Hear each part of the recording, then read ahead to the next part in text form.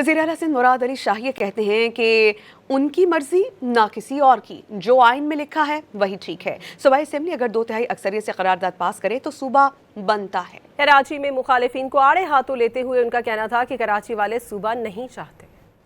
जो कराची को सूबा बनाने की कल भी कुछ लोगों ने बातें की हैं, अगर एक रेजोल्यूशन पास करे, भाई आओ करा लो, इसलिए कि इस सूबे की असेंबली तो इसके खिलाफ कई बार रेजोल्यूशन पास कर चुकी है कि नहीं, इसकी जरूरत नहीं है हमें। तो भाई अल्लाह का वास्ता है, अब चुप होके बैठ जाओ, काम की तरफ तवज्जो दो, लोगों को वर्गलाने की तरफ तवज्जो नहीं दो अपनी।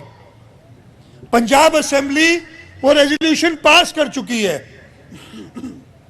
लेकिन सिंध असेंबली वो रेजोल्यूशन पास ना की है और ना मेरा ख्याल है कि कभी करेगी।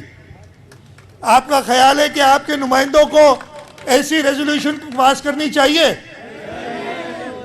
भाई आप क्या कराची के रहने वाले हो या टिम्बकटू से आए हो?